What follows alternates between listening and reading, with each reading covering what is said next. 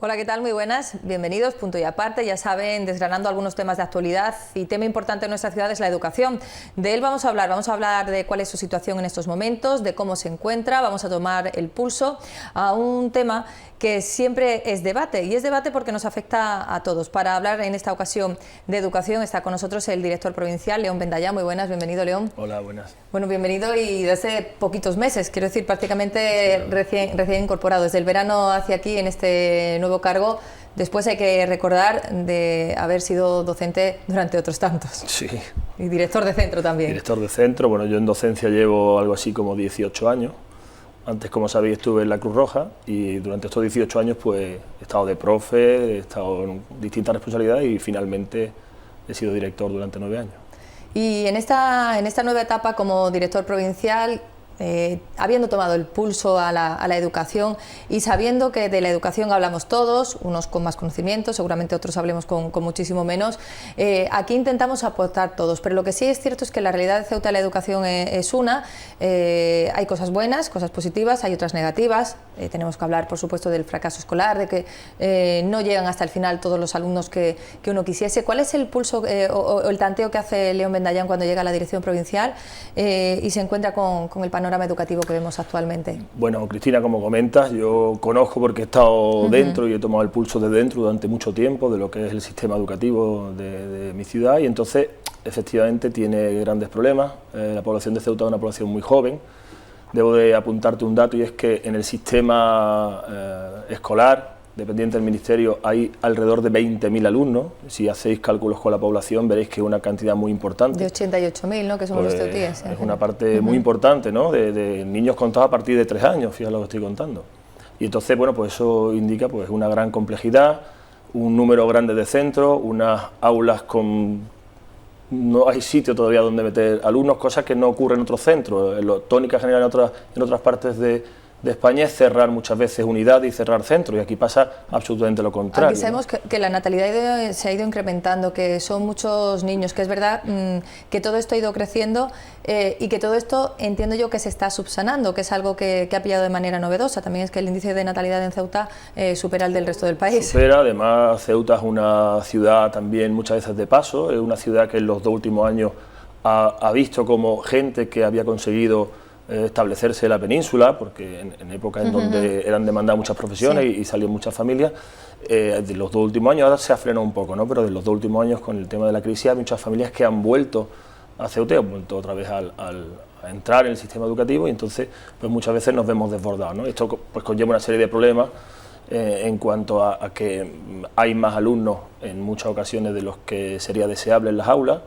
Y bueno, gente que tampoco en muchas ocasiones es una población estable, sino muy cambiante y que hace que sea también complicado mantener una línea educativa, ¿no?, porque hay chicos que van cambiando constantemente. Fíjate que esto que tú apuntas de mucha gente que ha retornado a Ceuta o que ha venido a Ceuta para pues, a venir con sus familias, intentar buscar, al haberse visto en la península una situación pues, de paro, supongo, desempleo, que vuelva a casa, esto siempre se había mirado en referencia al paro. Se ha dicho muchas veces, bueno, el paro en Ceuta es más elevado también porque ha vuelto mucha gente, pero esto es vosotros también lo habéis planteado incluso en la educación. Sí, en la educación se ha notado mucho. Es verdad que ahora se ha frenado esa tendencia. En primaria creo que ha habido más de 1.000 alumnos. Más de 1.000 alumnos de diferencia en los últimos 3 años acá, y eso no salen de... No hay tanta posibilidad de que chicos aparezcan sin escolarizar a partir de 6 años, sino son chicos que han vuelto. No, porque los datos de educación infantil no dicen eso, sino que más o menos se ha mantenido, que realmente ha sido primaria. También ocurre que en ocasiones, si ves las ratios, ¿no?, o los alumnos escolarizados en 3 años y en 4, veremos que en 3 años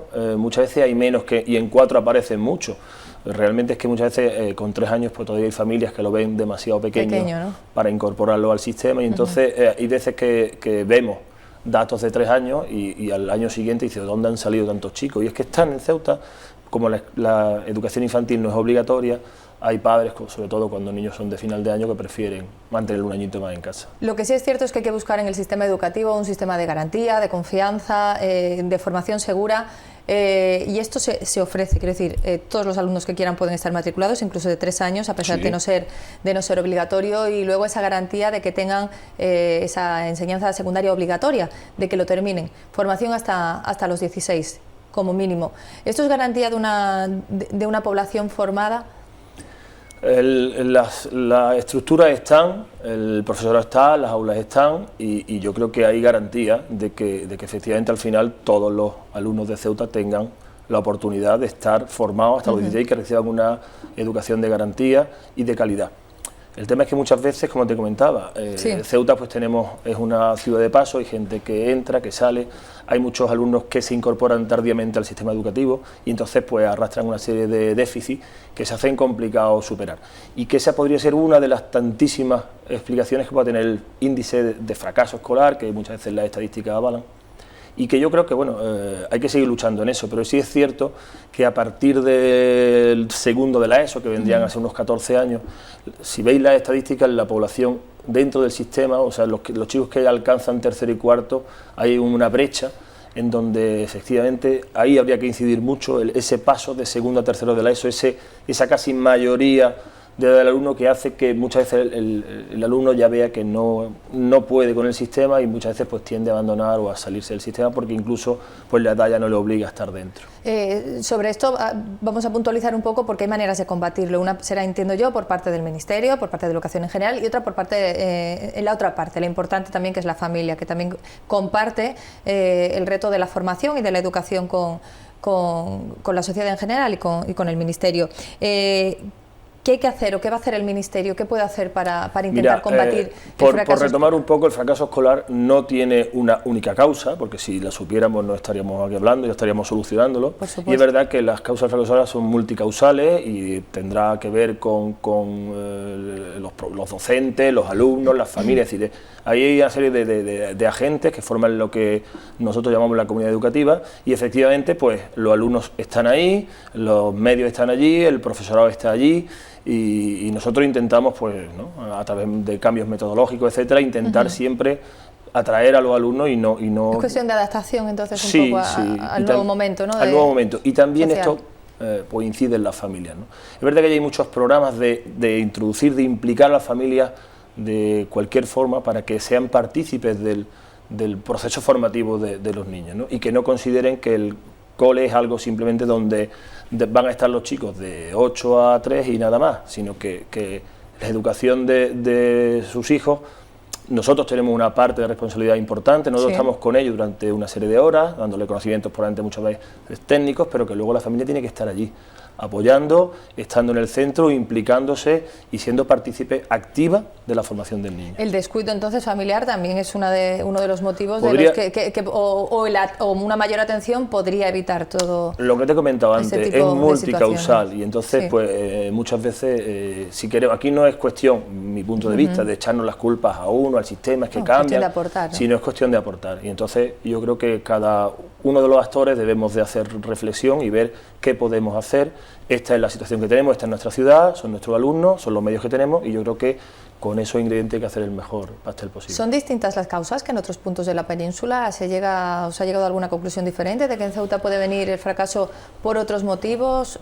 Yo creo que son parecidas, muy parecidas. Aquí es verdad que hay, lo que me he comentado antes, una mayor población estudiantil, pero no creo que simplemente el tema de la ratio un poco más elevada o el tema de muchos centros o el tema de la poca implicación de las familias sean causas determinantes. Es decir, cuando hay chicos que están motivados, que tienen respaldo, que les apetece ir allí, que ve lo que le están enseñando como algo positivo, que algo que va a mejorar su formación, algo que él ve, se siente también, el propio alumno tiene que sentirse activo, tiene que sentirse partícipe de su propia formación. Yo creo que todo esto hace que el alumno pueda salir para adelante. Y las causas hoy en día, pues yo creo que son parecidas en todos los sitios, ¿no? Bueno, pues contra esto se está trabajando, se viene luchando, entendemos que con la implicación de familia, con la implicación del profesorado también. En Ceuta, bueno, pues la situación ya decíamos que viene siendo particular. Yo no sé si tan particular como para llevar a cada centro los casos de manera distinta. Quiero decir, León Bendayán es partidario de que, por ejemplo, pues en el centro, en Almina, se trabaje de una manera, o se trate de una manera, pues el fracaso, etcétera, etcétera. En el Beatriz de Silva se trabaje de otra. En cualquier otro centro, estamos poniendo ejemplos. Absolutamente de acuerdo. ¿Hay que hacerlo así? Absolutamente de acuerdo. Es que así, no se puede generalizar. No, la realidad es diversa. La realidad es diversa. Cada centro conoce a su alumnado, conoce a su familia, saben dónde pueden fallar, dónde pueden estar los fallos y dónde pueden estar los aciertos, saben en qué líneas tiene que trabajar. Aquello de que siempre propugna la ley, que es la autonomía pedagógica y organizativa de los centros, yo soy un absoluto defensor. Las soluciones que yo pueda aportar en un centro X, probablemente en ese tengan un éxito arrollador y no tengan ningún sentido en otro centro. Cada comunidad educativa responde y muchas veces reflejo del entorno socioeconómico y cultural que tiene en la zona donde recibe a los chicos y por supuesto cada centro tiene que tener su propia respuesta. ¿Te has marcado algún reto? Te quiero decir, en cuanto a, pues, al fracaso escolar o a la implantación, pues, de nuevos ciclos de formación. Ayer conocíamos una noticia y es que la Almina se abre ya por la tarde. Había mucha demanda. Nos informabais de que bueno, esto era una de las cosas por la que habéis venido trabajando estos últimos meses. La formación profesional también. yo creo que finalmente la formación ha pasado por muchas etapas. Quizá en la última etapa, me refiero hace unos años, afortunadamente cambió la tendencia y hoy en día pues la formación profesional se entiende como una salida de primer orden y está claro que la oferta aquí en Ceuta es amplia, variada, quizás mucho más que se pueda tener fuera en la península. ¿Cuántos son? ¿9 ciclos formativos? Hay 9 de grado superior, así que no son todos la formación profesional. Bueno, de grado superior que luego dan acceso, que pueden tener un acceso a la universidad, ¿no? A la universidad y además con condiciones más ventajosas que los que van incluso por selectividad. Ya la propia selectividad va dentro de la nota que antiguamente llamamos de la PAU, va incluida en la nota del ciclo. Incluso con convalidación. Incluso tienen convalidaciones los de ciclo superior en algunas carreras. Con lo cual, quiero decir que se ha puesto en alza la FP y hoy en día, pues nada más que hay que ver las listas de espera que hay en muchos ciclos que son muy demandados, sabes que la demanda es cambiante y las modas son cambiantes, pero este año nos encontramos en 2 ciclos concretos del Instituto Almina que tenían una demanda pues muy superior a la oferta y que las listas de espera superaban incluso con creces los alumnos que habían sido admitidos en ese turno.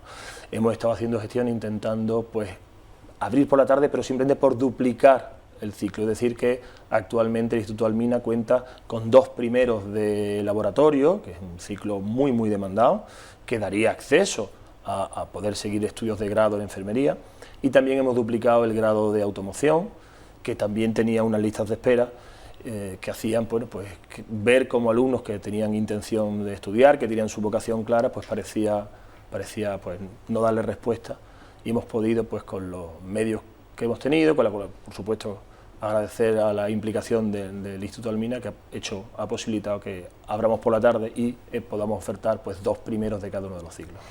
Porque la formación profesional parece que se ha adaptado más a las nuevas metodologías de enseñanza. No sé si esto que yo digo abiertamente, por supuesto no es ninguna afirmación, pero parece que se adapta, ¿no? Se adapta porque efectivamente de una manera más abierta al tipo de alumnado. El alumno, quizás el bachillerato se ha quedado un poco como enseñanza un poco más tradicional, ¿no? La que estamos acostumbrados a cuando estudiábamos nosotros, y la FP es algo absolutamente novedoso. Es decir, los chicos desde que entran el primer día en un ciclo de FP están en contacto con lo que posiblemente sea la realidad, ¿no? Del ciclo o del perfil que hayan elegido. Estos ciclos implican hacer una serie de prácticas en empresas, implican trabajar con materiales y en talleres en donde se emula absolutamente la realidad y pues en ocasiones son un tipo de enseñanza en donde el alumno ve la cosa absolutamente más práctica y ve pues obteniendo metas tangibles, ¿no? Que puede ir tocando y que él puede ir viendo. Y yo creo que esa idea de la FP es absolutamente extrapolable al resto de enseñanza.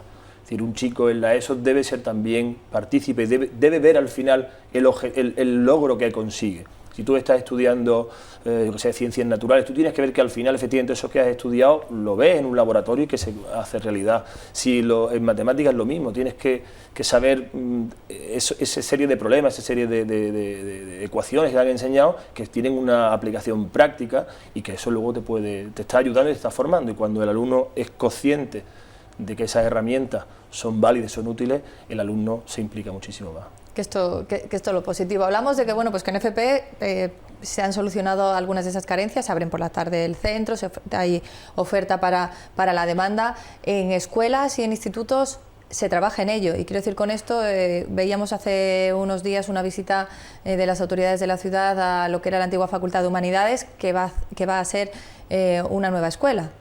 Sí, en principio ya... Pero falta más todavía, ¿no? Sí, esta es una de ellas, ¿no? En principio eso es un cole, un CEIP, un colegio de educación infantil y primaria, que está, yo creo, próximo a terminar, a concluir, y que va a dar pues a la zona pues un colegio de gran envergadura. Son de 3 líneas, con lo cual pues va aproximadamente una capacidad para unos 700 alumnos, que yo creo que bajará mucho la ratio en la zona, supongo, bajará, ¿no? la ratio, y además hay otro cole que está también ya en segunda fase de ejecución, y de hecho ya hay alumnos, ya existe, que es lo que nosotros llamamos las aulas del Mare Nostrum. Es un poco la sucursal del Mare Nostrum actualmente, porque administrativamente todavía depende del Mare Nostrum, aunque parece que en breve se van a independizar y se hará un centro propio. Y en proyecto, creo que también en el Colegio del Príncipe, sí. Bueno, ahí son aulas que ya se ha cometido la inversión y que ya están realizadas para dar un poco de capacidad y de aulas, bueno, son aulas específicas, aulas que se utilizan en talleres de, a lo mejor, de música o de plástica, pero se ha dotado a esos 2 colegios de aulas nuevas. Y a las aulas le hará falta profesorado. Es verdad que en educación siempre han ido saliendo oposiciones, esto es una realidad, algunos años de primaria, otros de secundaria, con más o menos número de vacantes, pero si hay más centros, hay más alumnos y hay que dividirlos, esto significará un incremento del profesorado. ¿Qué sabes al respecto de esta cuestión? La buena noticia para, efectivamente, como comentaba, educación sí ha sido fiel a sus convocatorias, y todos los años que yo recuerde, siempre ha habido convocatorias bien del cuerpo de primaria y del cuerpo de secundaria. Este año próximo, en 2016, tocaría en principio secundaria, porque el año que se cierra tocó primaria, y este año pues tenemos pues que en la ley de presupuesto aparece que la tasa de reposición va a ser del 100%. Yo tengo una tasa de reposición del 100%, y conociendo yo de antemano las cifras de profesorado que se ha jubilado durante 2015, yo puedo pensar que la oferta de oposiciones para secundaria el próximo año va a ser cuantiosa, por lo menos mucho más que lo ha sido en las últimas convocatorias. ¿Habrá de primaria? En principio no. En principio no, se sigue respetando el concentrar todos los recursos, en ese caso se posibilita el 100% de reposición.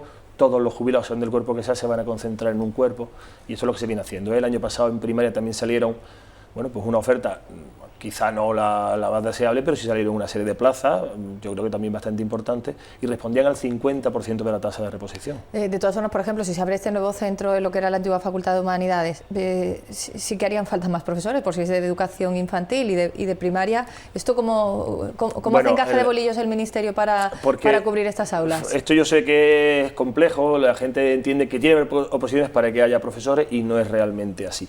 Es decir, puede que no existan oposiciones, pero que se dote de lo que nosotros llamamos cupo, y es decir, mayor número de profesoras que te viene por parte del Ministerio, o se te libera una partida para mayor contratación del profesorado, pero no tiene por qué ser funcionario de carrera. Es decir, funcionario con plaza tirar obtenida, de bolsa. Se pueden tirar de bolsa. Vale, ¿No? De hecho, las aulas nuevas este año del Mare Nostrum se han tirado de la experiencia de muchos profesores que ya estaban en el sistema y que han querido desplazarse allí para aportar, ¿no?, su experiencia para la construcción de me refiero a construcción pedagógica, ¿no? Sí. Construcción del centro, y esto se ha también complementado con personal que se ha tirado de bolsa, lo que nosotros llamamos normalmente interino. Bueno, que se va a poder cubrir, queremos decir con esto, que claro, que es hablar de una realidad con aulas, alumnos y por supuesto profesores. No tendría sentido. Además, yo soy plenamente convencido porque yo he vivido esa situación, es decir, yo abrí, por así decirlo, el Clara Campoamor, y el primero que entré fui yo y 2 más que formamos un poco el equipo directivo, ¿no?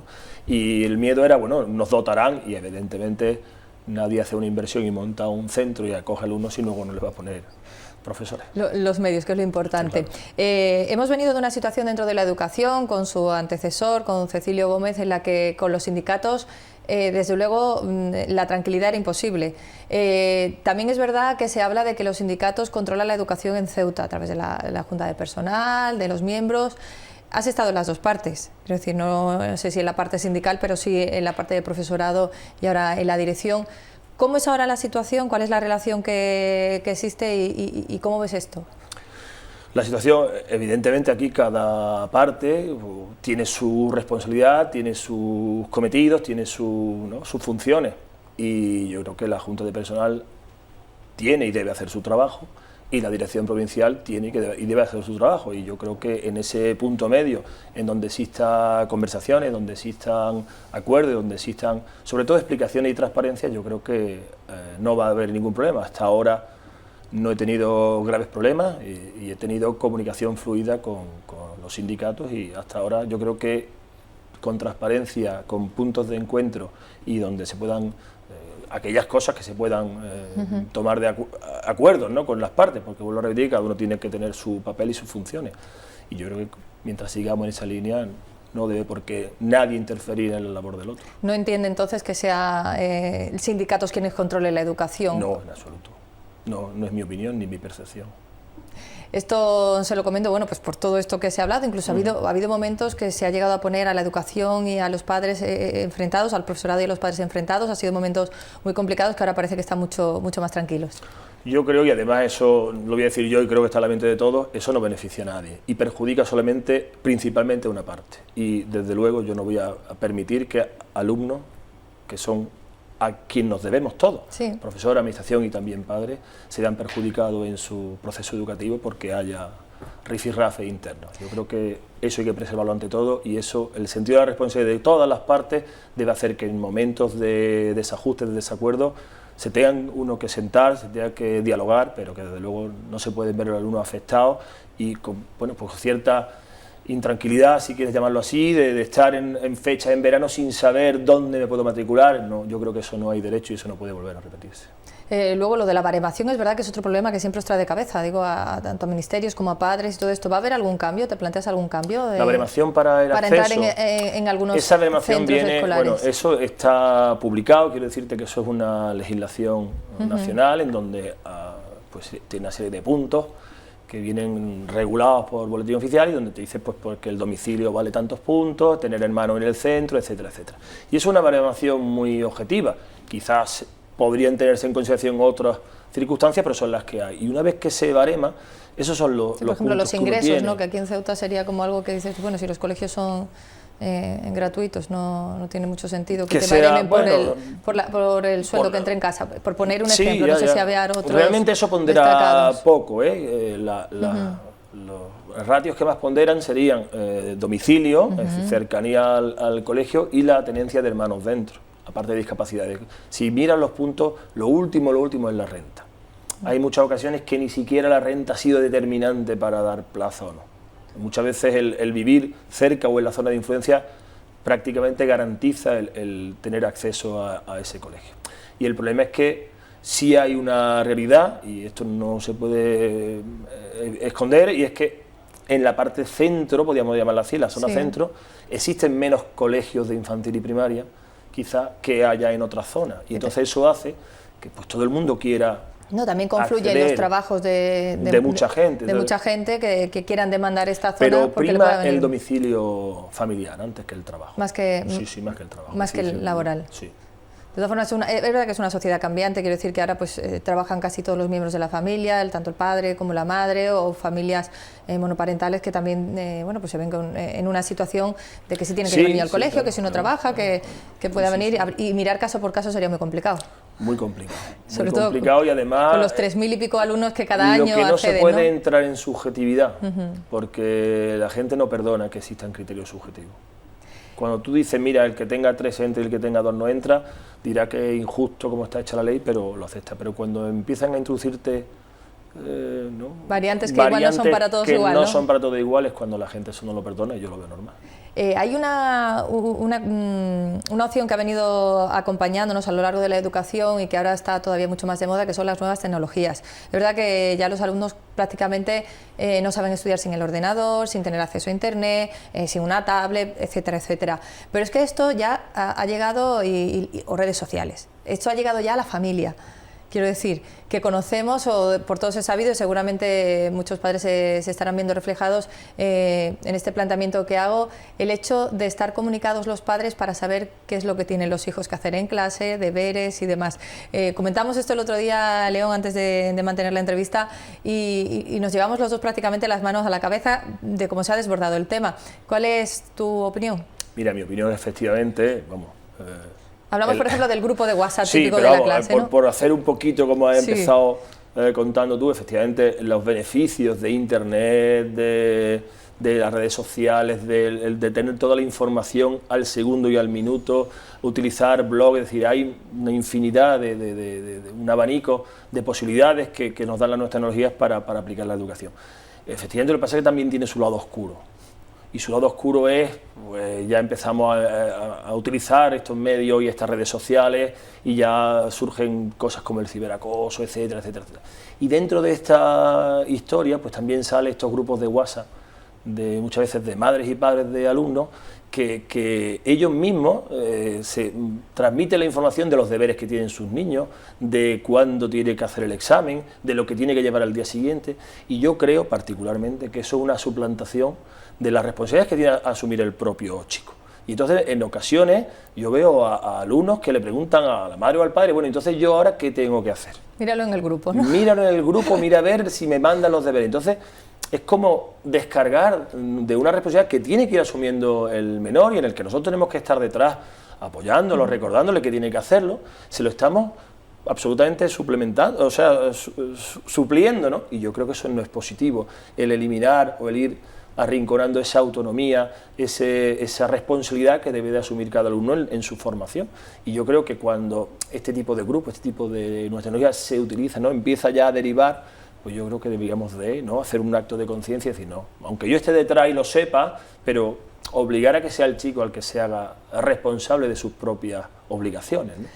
Las nuevas tecnologías, por cierto, a los centros también ha llevado mayor número de inversión, quiero decir, porque esto se queda obsoleto, son muchos los alumnos que trabajan con ello. ¿Esto es una previsión que tienen ustedes sí, desde el Ministerio? Además, Ceuta es verdad que todavía hay mucho por hacer, pero Ceuta cuenta con un parque de pizarras digitales, de ordenadores portátiles para poder, en ciertos grupos, porque al final estos planes se centraron en los chicos de primero y segundo de la ESO y también en los últimos cursos de primaria, y yo creo que son chicos que se están acostumbrando a utilizar esta tecnología. Es verdad, como tú dices, es un material que pronto se descataloga, que se queda obsoleto, pero en este sentido en los últimos años los centros sí han recibido mucho material para poder trabajar, y yo creo que efectivamente en los próximos años habrá renovaciones y ampliaciones incluso. Que es importante, León. Pues muchas gracias por haber atendido la entrevista de la televisión pública, hablando de la educación, del sistema en general, de cómo van las cosas, y mucha suerte, porque decíamos que son 20.000 alumnos. Gracias. Y satisfacer a todos es muy complicado. Es complicado, sí. Muchas gracias. Es complicado. Pues con este nuevo proyecto que se abría este verano, con la incorporación a la Dirección Provincial de León Vendaya, nosotros les dejamos. Ya saben que volvemos la próxima semana. Como siempre, muchas gracias por habernos atendido. Hasta entonces.